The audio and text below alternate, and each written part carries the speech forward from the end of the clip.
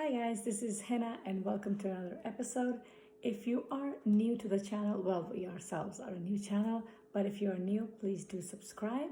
This is a channel where I intend to give you guys the most updated tax and finance information in the most convenient, simplest of its form, so we can understand the scenario better. The tax and finance has enough details to keep the mind always working. So the simpler we can get it, as much as it can be broken down, is the reason I started my own. And I would love for you guys to be with me on this journey. So please do subscribe.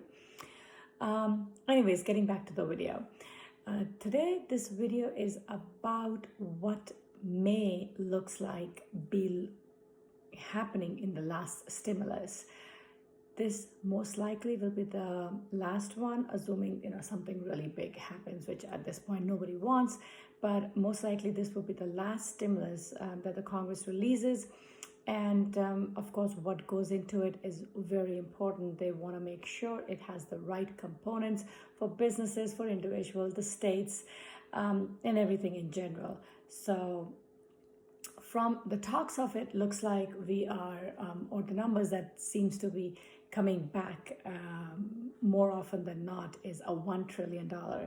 It's less than the earlier ones, but then again, it's not a small amount. But looks like they do want to keep it at about $1 trillion, everything put together. So let's get into the details. The most prominent one seems to be something that's coming from President Trump himself. He wants something of a tourism tax deduction. Doesn't that sound interesting? A tourism tax deduction. This is something he wants to do because he wants to promote vacation, people going back to the normal way of life.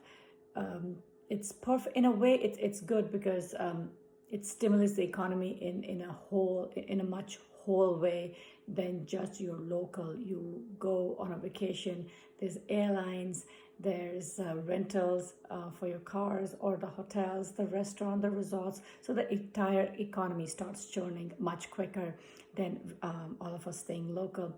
With the virus in the backhand, I'm not sure how that works, but definitely this is something that seems to be gaining momentum, is a tourism tax deduction.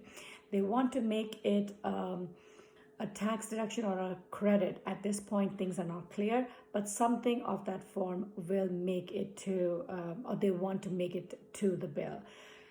This is definitely for tourism within US. We do want to encourage the in-house economy, so you can't really pack your bags and leave the country. But as long as there's a tax as a vacation within the US in the next 3 to 6 months, though I do see some people resisting it or saying that it unduly benefits people with money or people who can afford a vacation, which is majority of the population not.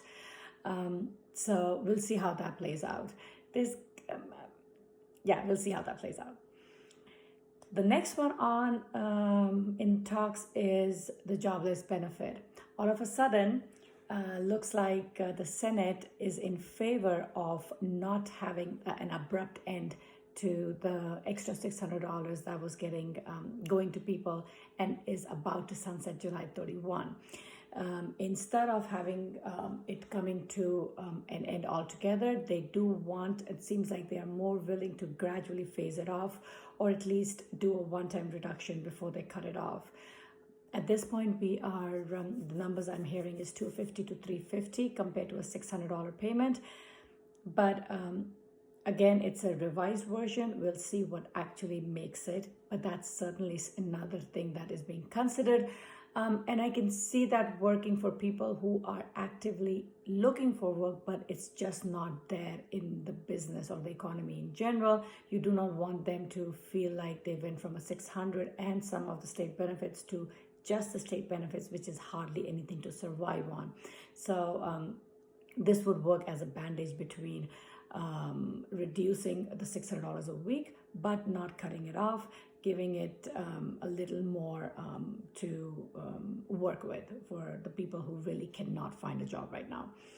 The third one is also on the same lines. It is a credit or a payment for encouraging people to go back to work. We have more than enough people around us that we know are not going back to work simply because unemployment benefits are more than enough, or probably higher than what they were making when they were working. So they do want to encourage people to go back to work. For this, they are looking to give some encouragement, like an extra credit or a payment of like $450 is again the number that's been circulating. And I can see that working. If I am getting $600 on unemployment, $450 if I go back to work. Now I'm actually back to work, more towards the normalcy of the economy, but still making there's some benefit. I mean, I do get that extra incentive. So instead of sitting at home, at least I'm back to work. So that's also in talks. Besides these three, there's always the payroll tax holiday that we get to hear about. Definitely the delayed Social Security tax payments, which was part of the Flexibility Act that already made through. So this is what, as of right now, seems to be in the works or gaining more momentum than not. What exactly will make it to HEROES Act, we are not sure, but I'm sure there will be some kind of a negotiation happening.